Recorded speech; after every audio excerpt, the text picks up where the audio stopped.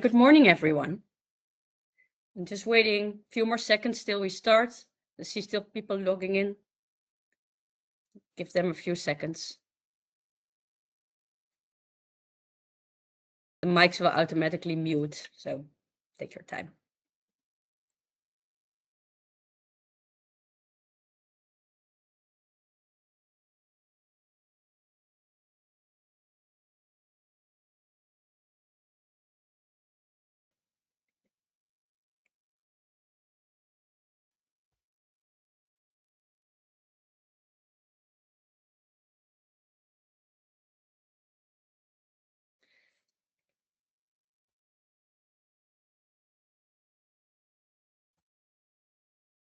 So let's start.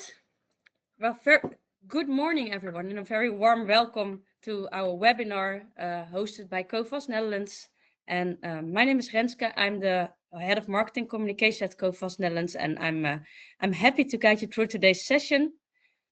A very warm welcome to all our clients, our brokers, our partners, and of course to our colleagues as well.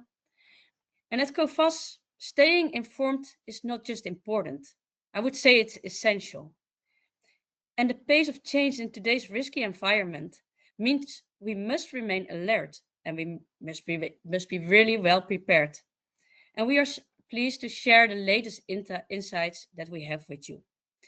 Today's webinar is based on the Coface Risk Review 2026 published in February, but we emphasize, of course, one of the key developments that we are following very closely, and we will zoom in very much on the tensions in the Middle East, especially in the situation around the Strait of Hormuz, the disruptions there, the direct consequences on oil and commodity prices, supply chains, and the risk on cost structures, company across Europe and beyond.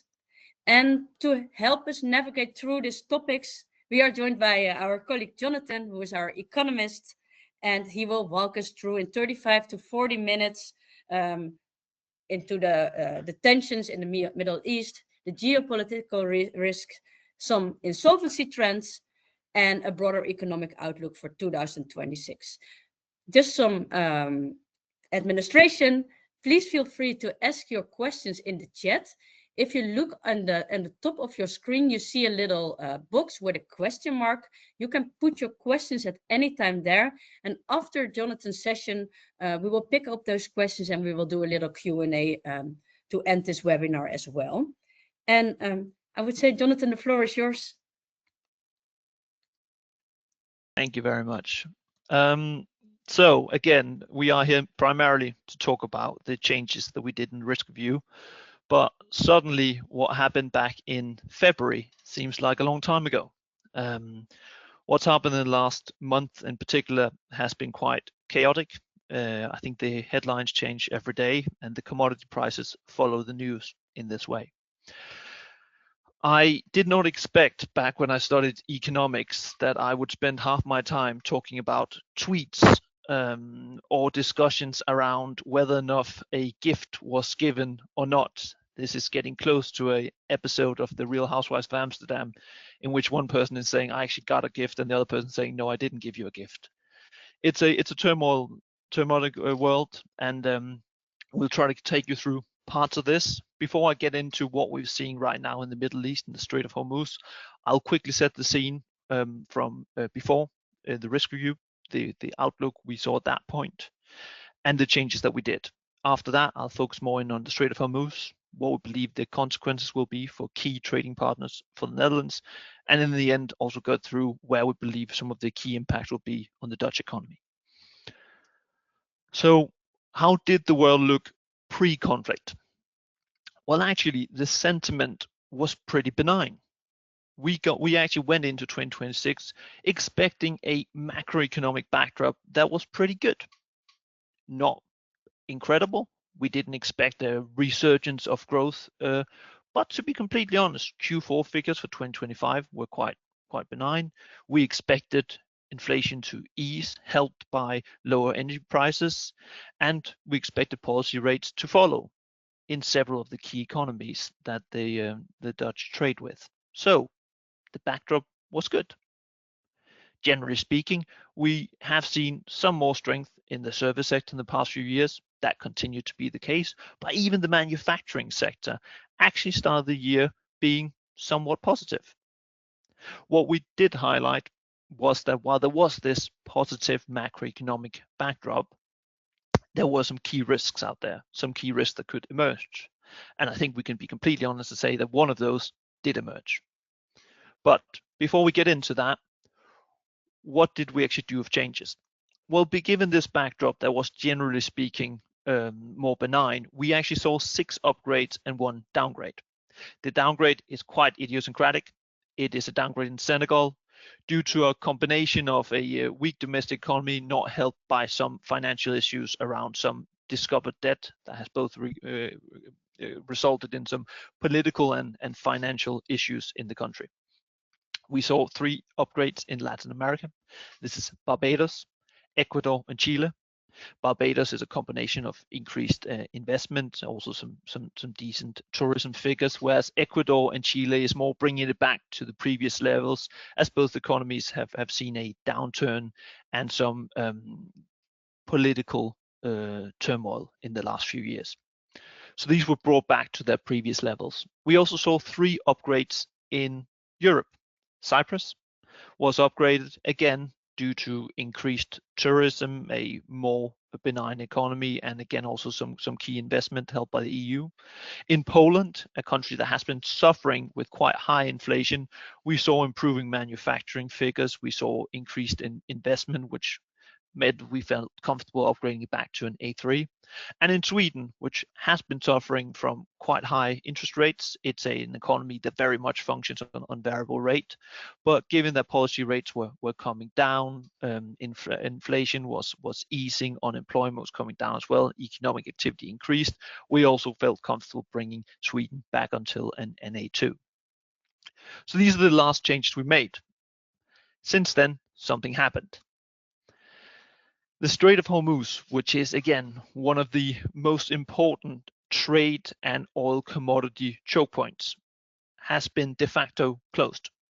As you can see on the left-hand side, we've gone from seeing a pretty stable amount of activity to essentially completely closing. There are still a few vessels going through, but these are primarily Iranian vessels going out or people associated with Iran who have made agreements with Iran. So this is a very limited amount of vessels going through the Strait of Hormuz.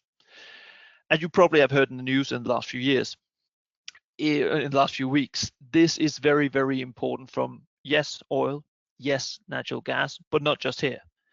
The Middle East is one for its own economies, but also on a global level, very important when it comes to the trade of fertilizers, methanol, other petrochemicals, as well as on other few commodities that we'll get to in a second. These are key exporters on a global level of several commodities, not just oil and natural gas, and this will have big impacts beyond the energy sector. One of the key regions in the front line is emerging Asia. As you can see on the left-hand side here, oil export is primarily going to China, India, South Korea, and other Asian economies, whereas Europe and the US is limited. For LNG, there's a slightly bigger exposure towards Europe, but once again, we're looking at China, India, Taiwan, South Korea, Pakistan, other Asia as the key countries receiving this energy. Again, here, Europe is slightly more sensitive. And one thing to keep in mind is that usually during a crisis like this, there are 2 different things that happen depending on whether or not you are an advanced economy, a richer country, or a developing economy, a poorer country. If you are a richer country, something like this usually results in higher prices. Basically, in the West, in advanced economies in Asia, like Japan, South Korea, you essentially usually just pay more in order to ensure that you do get actual energy commodities into the country. You also have a bigger stock, but I'll get to that in a second. However, in emerging economies, what we sadly usually see is that they're not able to join this price war, and we actually sometimes end up seeing actual shortages. This both have impacts on the domestic industries, but can also sometimes lead to shortages of key things like food.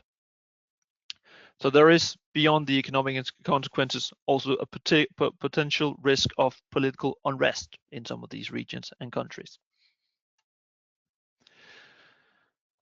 Despite what we are seeing in the increases in oil prices, I would so far call this an only fairly dramatic jump in oil prices. As you can see, these have picked up quite significantly from the last few years. And again, if you compare to a historic level, this might seem like a lot. But if you look at the real level of this, if you deflate it by overall consumer prices, we're looking actually at a more limited increase. And this is because the market is essentially still pricing in a shorter-lived conflict. If we are looking at a potentially longer-lived conflict, we would expect there to be a bigger reaction in the oil prices. If we're looking at a prolonged conflict, we are probably getting closer to the maybe 150 mark because of how much this shortage would actually result compared to the supply that we're seeing. In that kind of scenario, the only way that you could really average the two out is by seeing a decrease in demand for oil, which usually is what comes during a recession or an economic slowdown. So what is the Strait of Hormuz? Where is it? And are there any alternatives? On the left-hand side, you here see the map. The Strait of Hormuz is that little bendy thing between the UAE and Iran. It's quite difficult to get through. Usually any sort of ship will have to essentially almost pause when they do the turn, which puts them very much at risk of any attacks, either by missile, drone, or others. So that means there are limited options, which is why we are saying it is de facto closed as long as there is a conflict. Through this quite narrow strait, usually close to 20 million barrels of oil go through. There are some alternatives to a limited part of this. For example, you can use the available capacity for rerouting. This will get you around 3 million barrels. We are expecting these to increase. That is mainly from Saudi Arabia, as instead of using their east coast, they can use their west coast, and they have pipelines that can transport a lot of oil through here. However, this is expected to bring them around 5 million barrels. There are also some alternatives from the UAE, who can try to get it around the Strait of Hormuz. That is the second line you see, getting close to the port of Oman. It should be highlighted that some of these have been attacked, but they're not as vulnerable as the strait is. And again, as I said, while there are some fleet going through the Strait of Hormuz. These are mainly Iranian exports of oil commodities. So again, some is coming through, but as you can see, even if we add all these up, we are still looking at a deficit of at least 12 million barrels a day. This means we went from a world in which there was a surplus of oil to one where there is a deficit. This will gradually start impacting the global economy. It already is, and it will only get worse the longer the conflict persists. For certain commodities, this is less severe.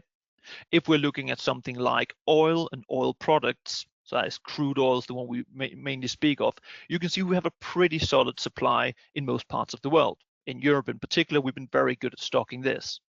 However, if you look at some of the other commodities, especially these middle distillates, there is a key difference. We have far less supply of this and is more dependent on the Middle Eastern exports. This includes things like diesel. If you have a diesel car, you might have noticed that the prices have gone up more than some of your peers, and jet fuels, which is why we have seen more volatility around the air transport market and more noise around jet fuels. It's also why we are seeing more tendency towards rationing for some of these bigger companies. One of the key ones that had to do this was Scandinavian Airlines, which had, on top of that, apparently also not done the hedging risk sufficiently, but also decided to look into some rationing to lower their exposure of potential shortages of jet fuel or very high prices. So the story also differs within the energy market. Overall, crude oil, probably fine. Some of these middle distillates, we could see a more severe issue, especially if this conflict is prolonged. This is a slide that I hoped I didn't have to show. A few years ago, I was showing it almost on a daily basis. It is the natural gas inventories in Europe. After the Russian invasion of Ukraine, we realized that we were very dependent on Russia here. It seemed like some people had forgotten that. In the following few years, we saw something quite positive, which was that we'd learned our lesson. We made sure that as we entered winter, we had a very, very big inventory of gas. As you can see in 2024, we were close to 90%. In 2025, we were close to 70%. This year, we seemingly had forgotten that lesson. I guess that we all are slightly goldfish-like at times. It should be added that this was also a cold winter, which does not help in this matter. But as you can see, we started this year around 60%, which is in the lower spread of what you'd usually want to start with. And as you can see, while it is still looking relatively okay, we are still in a sensitive scenario. That once again means that if we have a prolonged conflict, and especially if we have a resurgence of colder temperatures, we could see more volatility in the natural gas price market. On the right hand side, you see what we've seen in the last few both weeks, but also years. Because something we want to highlight is that there is a key difference between now and what we saw in 21-22. In 2021-22, a lot of the worries was around LNG, so liquefied natural gas. Now it's more around oil, which means it should have a smaller reflection on electricity prices, which is again what we very much felt last time. That was one of the key drivers of the increases. This is not at all to the same level, but again, a prolonged conflict, a cold few months now, could turn this around and we could start seeing this being pushed up slightly more. A key thing to remind ourselves of is that the competitive advantage of particularly American producers is continuing to be there. This is not felt as much in the US because they have their own gas supplies. It usually goes by pipeline, so they're less sensitive to LNG movements.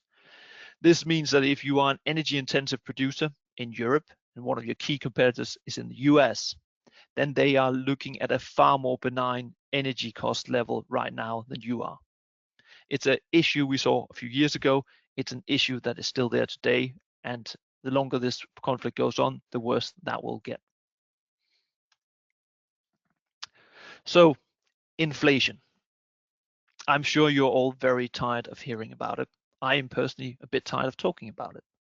But we have to get back into this because generally speaking, we were looking at a relatively okay inflation environment in 2026. As you can see, in the US, we were gradually moving closer to the 2% target. This was helped by a decreasing service inflation, still high, but it was coming down. It was not helped by an increase in core goods inflation. This was in parts due to tariffs, pulling up some of the cost of importing goods. But again, a positive story was that energy inflation was roughly neutral. In the euro area, we were around the 2% target. Life was good. The only thing we really worried about was high service inflation, which remains quite sticky, and low core goods inflation, in part due to some deflationary pressures from China. I'll get to those later as well. A positive story here was we'd gotten to a point where energy was actually contributing negatively to our inflation. Again, this is at risk now. When we're looking at the latter half of this year, we are expecting energy, even in the version of a shorter-lived crisis, to start pulling up inflation once again. It was the key driver that pulled it up in 2022. It can do so again to a lesser effect, but this will have some impact on certain central banks' ability to cut rates as they were planning in the beginning of the year. Because the Federal Reserve was expected to cut, to be honest, already from this month. We were expecting 2 to 3 cuts during the full year. However, for the time being, this has been put on hold. We would still expect, if we see a short-lived conflict, that maybe the Federal Reserve or the Bank of England would be able to cut maybe once this year. The European Central Bank, we generally believe, is around its terminal rate. Our main scenario in a short-lived conflict is still that they'll hold this level. However, if we were to see a prolonged conflict, we could see inflationary pressures that are forcing the ECB to potentially hike. This will be a difficult balance because there most likely would be quite a negative impact on activity, which potentially could offset some of these inflationary pressures. But then the big question would be, how will governments intervene? Will they step in with energy support, similar to what they did in 2022 and 2023? If that is the case, then we might see sustained activity, higher inflation, then we could definitely see an increase in hikes. There are many, many uncertainties at the moment. One thing that seems more certain, though, is that the longer interest rates, so the 5-10 year government yields, but also government bonds, 5-10 or longer, but also corporate bonds, 5-10 or longer, will be higher.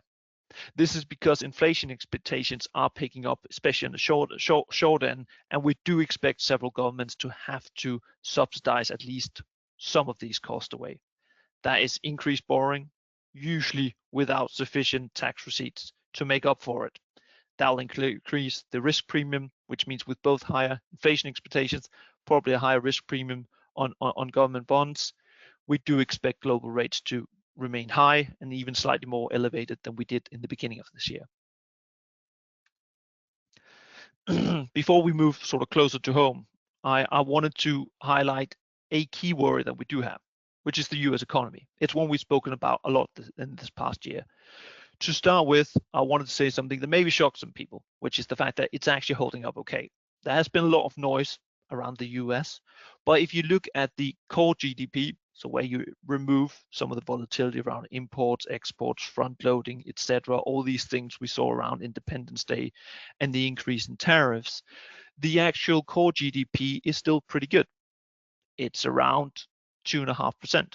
It's a slowdown compared to the last few years, but the last few years also saw an extraordinarily strong US economy.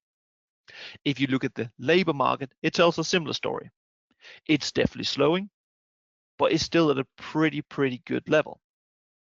And again, the labor market was similar to the economy, quite hot in the last few years. So what are our key worries then? Well, I've just highlighted 3 of them here. First off is that the impact of tariffs is still gradually impacting the economy. We haven't seen the full effects yet. Again, many companies were very good at front loading, and we did see a gradual increase of tariffs throughout the year last year. It didn't all just happen at once. And we estimate about 80% of this is borne by US companies or consumers. Some specific sectors we are seeing exporters cut prices, but this is really limited to a few handful of sectors. For the time being, it seems like US companies are eating most of this. That is seeing a squeeze on their profit margins, with the last third being passed on directly to consumer prices. This will obviously have a gradual impact on the health of US companies. This is expected to be particularly bad for the SMEs. The bigger companies usually have the liquidity and also the ability to work their way around some of these tariff restrictions. A second worry has been the story around the K-shaped economy. That is basically the fact that a lot of the US consumption is being done by the upper end. That is people who are not as dependent on their labor income, but basically living off their savings and investments to a larger degree. However, this consumption is very dependent on the state of the economy and the equity markets, which means if we see a weakening here or a potential reaction to a potential AI bubble, then that would start hurting this part of the consumption basket as well. So it's not just the labor income, it would also be these people more living off investments and savings. That would result in a bigger slowdown of consumption in the US. The last one is the private credit market, one I'm assuming you have also heard a lot about, but it's a market that we are still worried about. And again, worries around energy shocks or a worsening and higher interest rate environment, and probably also tightening credit standards, would obviously adversely impact this sector as well and increase the potential for non-payments within this sector. That would again mean that several companies are unable to find financing and liquidity when they need it the most. I won't get into too much around China, given the fact that I think we've spoken about a lot and I've already highlighted the issues of emerging Asia. Why I still want to mention it quickly is simply because of the fact that there is still excess supply in China. Their supply-demand imbalance has worsened, which is in part why they have lowered their growth target from 5 to around 4.5 to 5%.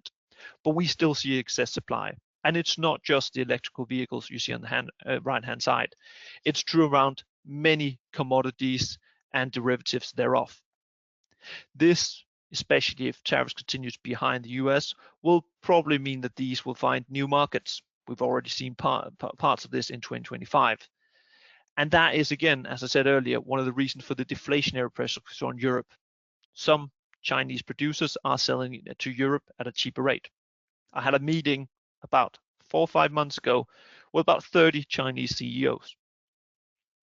I asked them at that point, what do you think will happen with the tariff environment? What will you do if the US keeps having high tariffs? They said, well, they hoped that wouldn't be the case. But if it was the case, then they'd look at alternative markets. They didn't have much faith in their own, so they'd probably be looking at Europe. They were very honest that they would be looking at Europe. And that is happening at a pretty poor time, because generally speaking, we'd still argue that manufacturing is the Achilles heel of the European economy. It has continued to be so since the energy crisis in 2022. As you can see on the right-hand side, from 21 to 22, we saw an increase in the turnover of our industry. That was in parts due to higher prices, yes, but you can see the dark blue one here also increased. We actually also in volume terms did increase. However, since energy prices started coming up, you can see a fall in turnover that is quite significant, but also in production. At this point, our industry has not grown for about 6 years. We are not as competitive as we used to, and this is particularly true for certain sectors. If you look at the top left corner, you can see here by countries, some of the most important European economies and trading partners of the Netherlands are still looking at a relatively rough time. The German economy is a prime example of this. But as you can see, the Dutch economy, the Belgian economy is still beneath their 2022 levels when it comes to production and volumes. Some countries saw some improvements last year, many did not. And if we look at the sectors affected, you can see a clear tendency here. Agri-food is generally doing okay. It's a market that is very centered around the EU. We're quite protectionist of it. We subsidize it. There is an ability to pass on increasing cost, which is why we've seen turnover continue to increase. Electronics and machinery, after a difficult time, is still doing all right. Higher value manufacturing is something we can still do to a large degree in Europe. However, anything energy intensive, we have lost a competitive edge.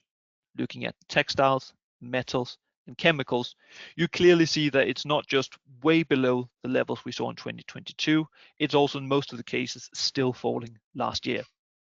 This again will only get worse if the energy crisis is prolonged. So our central scenario for the time being is a gradual slowdown in the global economy, slightly lower than last year, with the US still doing relatively well, growth around 2%. In Europe, mainly around 1%, somewhat similar to last year, with a slowdown in China, in India, and in some parts of Latin America as well. That being said, some emerging economies are generally speaking doing better. As you can see, our assumption for the time being is still that the Dutch economy should grow around 1.3%. Our main forecast was that insolvencies were to grow 3% in 2026. While this sounds like slightly less, it is still quite significant if you look at the historic backdrop here. On the left-hand side, you see the global insolvency index. In 2025, insolvencies grew by 5%. That's after 2 years of double-digit growth, and this is the highest level we've seen since 2013. Again, we'd still expect a 5% increase, a 3% increase this year.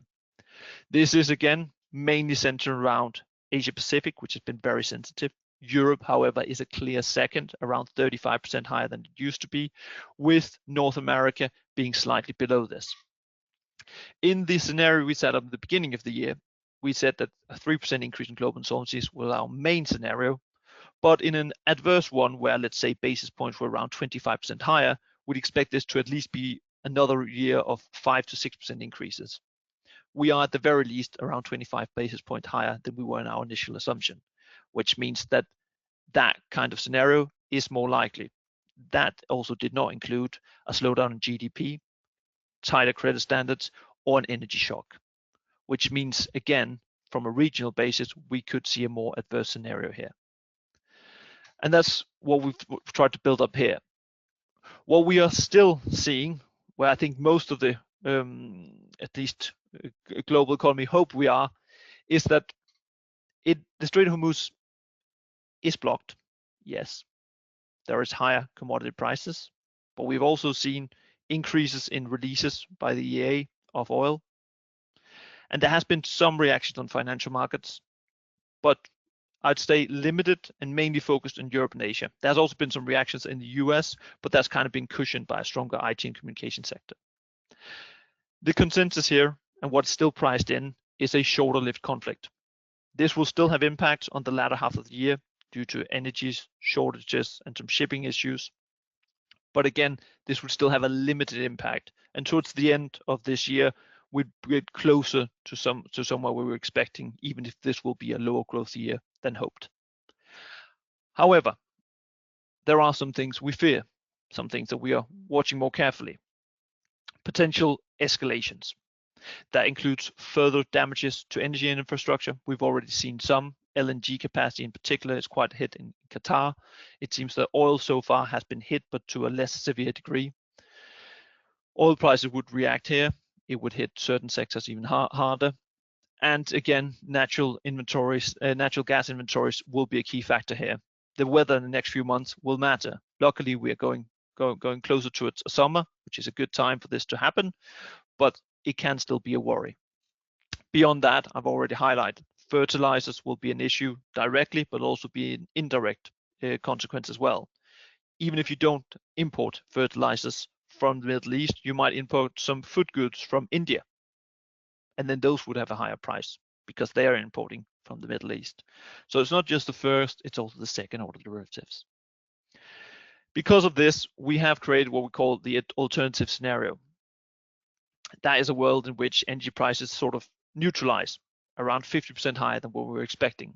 Global GDP growth should slow down by about 0.5 percentage point. Asia will be mostly affected. Again, both developing but also emerging Asia. This could very easily result in social unrest. We expect Europe to take quite a hit as well, maybe around 75 basis point on growth. That would bring growth closer to about 0.5%. Has very low growth, even from a European standard. And the US, we expect to see a smaller dip, again, compared to Asia and Europe. It is less sensitive, but we'd still expect a slowdown of around 0.5 percentage point here to 1.8. In this scenario, global inflation would be about 1.5 percentage point higher than before. And this would, as I said, limit both domestic consumption, but also the ability to cut rates in many parts of the world, and probably even result in quite severe increases in some emerging markets. This would have clear impacts across the board. It would affect most sectors, and I'll get to that in a second. And we would expect to see a reacceleration of insolvencies, particularly in Asia, but also in Europe. So where are we in the Netherlands? Well, again, as I said, when we started this year, it was actually okay. The Dutch economy was, generally speaking, doing all right. Again, Q4 figures, as you can see on the right-hand side, showed government expenditure still growing quite well, private consumption still increasing, and exports were actually still doing relatively well. So most of the key points, maybe with the exception of there was a bit of a slowdown in business investments, were actually in a pretty good state. The Dutch economy was doing well. And if you look at sentiment surveys for both January and February, they were still highlighting the fact that there actually was some optimism. So we came from a pretty good state. But there are vulnerabilities here. One is some of the key markets. The German economy is still stagnating. It is also more sensitive to some of the aforementioned shocks, especially around energy. Also, looking at the Dutch economy, we are continuing to see a slowdown in the labor market. Again, and I want to highlight this, it's not a necessarily weak labor market. We are seeing increases in employment, but as you can see on the left-hand side, we are still lower than what we were in the average of 2019. We came from a very strong labor market to a slightly weaker one, but not a weak one yet. And again, on the positive side, employment growth continues to be positive. Vacancies are coming down, but they are still relatively high. And on a positive note, wages are easing. That supports the fact that, generally speaking, it was a weakening but generally strong labor market as 2026 began. We were expecting an increase in unemployment. We now expect that to be slightly higher, especially if we were to see further pushes on higher nominal wage growth as a consequence of higher inflation expectations. Inflation in the Netherlands was again very close to target, very close to 2%, an overall good story. A worry here, which we're sadly seeing in many parts of Europe, is service inflation continues to be quite high. This is in parts due to the nominal wage growth I was just showing earlier. While it is easing, it is still continuing to be above 3%, which results usually in higher service inflation. On a more positive note was again the deflation we saw from goods, again here helped by some deflationary pressures from China. And generally speaking, energy was roughly neutral. But what you need to remember is that one of the key drivers why we saw some of the highest inflation in the Netherlands back in 2022 is that the economy is very sensitive to changes in energy prices. That is the green bars on the right-hand side. If we saw re-emergence here, we would start to see this pick up relatively quickly, and we would assume that we get around at least 3.5% towards the latter half of this year. We still expect it to be more low in the beginning parts of this year, but this would bring the average inflation rate of the year substantially higher than what we've seen in a while. This will impact the more domestic sectors. Again, construction and retail are less sensitive to global trends, but they are still affected by this. The construction sector has generally been doing all right. That being said, after its re-emergence after COVID, it has somewhat neutralized after 2022. As you can see, the deflated construction activity is still around 1% higher than it was in 2022. It has somewhat stabilized. And what is clearly visible here is that it's very much concentrating. If you look at building activity and building permits, they are now around 15% lower than they were. And these are very, very, very dependent on interest rates, but also on general sentiment. That means if a shock like this happens, people will be more reluctant to buy a new house, which will have a second order effect on residential construction. A lot of this, however, is helped by infrastructure investments, civil engineering, and we know the new government is planning to spend a lot of money here. While we don't expect them to be able to start all of this, that will be somewhat of a cushion. But that means, again, if you're looking at the construction sector, we expect one sector, civil engineering, to do slightly better than the residential one. For retail sales, there has been some improvements in the last year. But again, this is very sensitive to sentiment and real wages. They should still be positive, especially in the first half of the year. But if we saw this return of inflation in the latter half of the year, the real wage growth will start decreasing. And if unemployment starts picking up, that usually has a second order effect on sentiment. What we also need to know is that two sectors, one in particular, has been driving a lot of this growth. One of it is consumer electronics. People have finally started buying a new phone, a new computer after a few years of buying less so. But the key driver here has been e-commerce. The high street retailers are still struggling. So where do we believe this shock will impact? So to be completely honest, many of these arrows that I've done here could go to every single sector. And this is already, as you can see, a bit of a spider's web. Higher energy prices, higher interest rate outlook, less purchasing power / worse sentiment, direct shortages, as I mentioned, fertilizers, or indirect ones, as I mentioned, food, but also plastic, electronics, and textiles coming from emerging Asia, as well as shipping and cargo disruption, will impact almost every single sector. However, there are some we are more worried about on the short term, and generally we do believe will be impacted more adversely by this. This includes the energy-intensive industries. The ones I've already mentioned were struggling to start with: chemicals, metals, textiles. Agri-food can see some issues. A positive story was that because of CBAM, we did see a lot of European countries front load some fertilizer imports, which should again help us cushion this, especially if there's a shorter lived conflict. If it's a longer lived one, we do expect further inflationary pressures here. But no matter what, we do expect some disruption. Upstream energy producers, traders, retailers could be impacted by this. Again, the actual producers outside of the Middle East should do all right, but further down the stream, we could see some consequences. And lastly, transport. While shipping transport for container ships, etc., had more or less already been diverted around the Middle East, tankers, dry bulk will be impacted by this. And again, air cargo has already been disrupted, and increases in jet fuel prices will continue to challenge their margins. These sectors will be particularly sensitive to the current shocks. So again, the second last slide before we hopefully have some good questions is around insolvencies. When we started this year, we actually were in a pretty benign environment. The first 2 months of this year were actually looking really good. But as you can see, there seems to be a bit of a turn of a trend. And we did expect a 4% increase in corporate insolvencies. While that seemed pre-war less likely with what we saw in the first 2 months, given the current state, we do still think that 4% increase is likely, especially as we believe some of the sectors that will be impacted are larger ones. Again, construction would most likely be adversely impacted. Retail, transport, all these are key economies, especially in the Netherlands. Again, I already highlighted some of these, but some of these are already seeing issues. We actually have seen a few increases of energy insolvencies. We have seen increases in wood, another one, and we've even seen some in ICT, which is a very important sector, but also very interconnected with sub-suppliers in emerging Asia. There are already weaknesses in these sectors.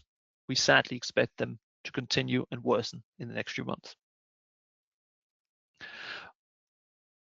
I promised to stop at 45. It is exactly 45. So, do we have any questions? Thank you, Jonathan. It's a good timing, actually. Yeah? It's a good timing. It's exactly to the point that we have for 15 minutes left for some questions. And I think that we had it was a very clear and very insightful overview, and especially the combination between the more macroeconomic geopolitical tensions and the ripple effects coming from the Middle East, which are, of course, a priority now to highlight in these stories. And I got a bit of variety of questions in the chat, to be honest. So I think I'm gonna divide them a little bit by subject, and I think I'm going to start with the Middle East and then go to insolvencies and then a bit to the Dutch market. I think that's a good order, a bit in the order of the webinar as well. So I've got a very interesting question, I think, on the war. Do you expect the ongoing war in Iran to accelerate or delay the global energy transition? And what are the main mechanisms driving that outcome? Of course, you already have touched these points, but I think that it's good that we summarize it. So what are the main mechanisms accelerating that delay? I think the main mechanism delaying is the fact that I think more supply chain independence and less dependence from an energy point of view has already been a worry in the last few years, both after Ukraine, but now here, which means that we are seeing certain regions, US in particular, but also now in Europe, where they're saying, well, maybe we need to increase our oil and gas extraction, at least for the next few years, to just have some more independence. And I do think it is correct that there probably is a bit of a delay in the transition because of this. I would argue that we are still seeing a push for renewables. Again, less so in the US, but in Europe in particular, if we want greater energy independence, we need, yes, on the short term, we do need oil and gas, but in the medium and long term, we need more renewables, we need nuclear, we need all these things to have a true energy independence. Else we will always be dependent on imports from other regions. So I think there is both a push for probably on the short term more oil and gas extraction. I think maybe more on a regional basis. I do think this could also result in a push for more renewables and or nuclear in Europe in particular, because we will need that for energy independence in Europe. Okay, thank you. And of course, with those high energy prices going up, this is an interesting one, I would say. So with those high energy, with this energy crisis and this cost, of course, we are in a transition of AI and those energy centers are costing a lot of energy and of course are really energy intensive. And how does this crisis impact the growth of the adoption of AI on companies for the next couple of years, months? What do you think? What could be the scenario? We are looking at increased investments.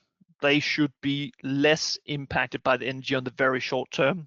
That is, to be honest, more on the financing cost. Again, would also be adversely react to this. Again, they are taking on a lot of debt to build all of this. But for current consumption, yes, it is a very energy intensive industry. They have mainly been set up in places that should have less vulnerability to this. But again, if you are running some of these data centers, then you would see significantly higher costs. So that would probably result in potentially higher costs for anyone using it. Again, for the majority of the cases, for consumers, it is free, but for companies, etc., we do pay a price for it, and potentially we could see an increase here. Yes, that would adversely hurt the business case for it. I think the second order there of potentially higher interest rates would hurt it at least as much, to be honest. The building up the infrastructure it takes to have a higher AI integration into our economy is a massive capex investment, and capex it really depends on interest rates at the end of the day. So I think on two fronts it's adversely affected here. Okay, thank you very much. I think that's a very interesting point. I think that's very interesting that we can also zoom in indeed from the audience on that part, and I understand where that question comes from. Then coming a bit more to the Dutch market, I got two questions about that. Also touched in the presentation, but maybe good to summarize. So the Dutch market is for now less impacted by a wave of insolvencies than some other European countries. And could you maybe highlight the key reasons why that is the case? The Netherlands is less impacted than other ones. I think I think two key points. We have seen, generally speaking, if you are a relatively richer economy, there is more disposable income, which means there's less volatility when something like an energy shock or cost of living crisis hit. There's a less impact on domestic demand. That has helped. Government spending and investment has been more generous, which again has also been cushioning the shock a bit. Lastly, I think, to be honest, it kind of comes down to which sectors dominate. To a large degree, the sectors that are large and important in the Netherlands have been a lot less vulnerable to the recent shocks than in some other countries. I think the ones we might all be thinking about is Germany. And Germany, at the end of the day, they still had a lot of what I call low value, high energy intensive manufacturing. And that is where we're just not as competitive as we used to be. We've also seen this impact the sentiment more severely in Germany than, for example, in the Netherlands, which means on top of sort of from a supply point of view, they're more adversely reacted. We've also seen a bigger impact on demand simply because the Germans got more grouchy than the Dutch did. No, and it's what I also see. I have a very a question actually for you, which actually flows into this question as well. Okay, but if you have to rank it, what would be the biggest threat for the Dutch companies at the moment? Would you say war, inflation, import tariffs, something else, what would be your rank? To be honest, I'd probably say a prolonged conflict would very, very adversely. It's not just the Netherlands, but the thing is that if we saw prolonged crises, it would hurt the Dutch economy, but it also hurt all its key export markets at the same time. And that would be a severe hit. It would hit domestic demand, it would hit exports, it would hit everything, really. So the best thing for any economy really at this point is for this war hopefully to end within the next few weeks. The longer it goes on, the more negative the impact there is, and that is, to be honest, it's a boring one, but that's a reason why I focused on it for the last 45 minutes. Yeah. If this is a prolonged conflict, that will have a very, very, very significant impact on the Dutch economy, the European and the global one. And then I have one more. Then I have one more question from, and it's a combined question for the two because they are actually saying a bit of the same. What things would you advise companies, credit management teams to adapt their strategies to, in a more practical way to these uncertainties in the market? You have some tips. Oh yeah, right now, understand your buyers and suppliers, where they're coming from, who they're dealing with. It honestly is right now, it's that thing of saying, okay, I might be shipping something to Germany. Fine, okay. Is Germany their final market, or is their final market elsewhere? Will they be impacted by this? On a supplier point of view, where am I getting my stuff? Is it from the Middle East, or is it, as I said earlier, is it electronics from India? Are these electronics from India dependent on helium imports from the Middle East? Do they have any inventory of this? Can they keep going? These are sort of some of the key issues, and we're already seeing some of our clients saying, well, we have issues of either production in the Middle East not being able to be done because they have some energy shortages there, or we have goods going there, they can't get in, or we're supposed to get goods from there, they can't come out. There are now slowly starting to emerge some alternatives. Some of the shipping companies, as they've gotten really good at in the last few years, to be fair, have found alternative routes, taking some through trucks to get them to the Red Sea. We are seeing some alternatives here, but this has led to some quite severe shortages on the short term and disruption in usual trade patterns. So right now, just understand who your suppliers and buyers are and understand their vulnerabilities to this shock, both first order, second or third order impacts. Yeah, thank you. I think that's a very good, and seeing the time as well, a good question and a good advice to end this webinar. Jonathan, of course, I would like to thank you, and for all the people listening, thank you for your attention. And I can understand that there might be some questions, maybe about your own debtors, maybe about your own risks. And just know that after this webinar, you will receive an email from us, both to consult about your risks, but also if you have economic questions, just there is a button. You can ask your question to Jonathan and he will respond to your question as well. So take your time to think about everything that you hear. You will also receive the slide deck, and you will receive a link to the recording so that you can look back at the questions and look back at the slides and the story of Jonathan. Feel free to reach out to us anytime. We will keep a close watch on the economic situation in the world. We are publishing weekly on our websites economic updates. You can also see it on LinkedIn. We really try to keep you up to date. And for now, we will see you. We will see you in a couple of months with the next update.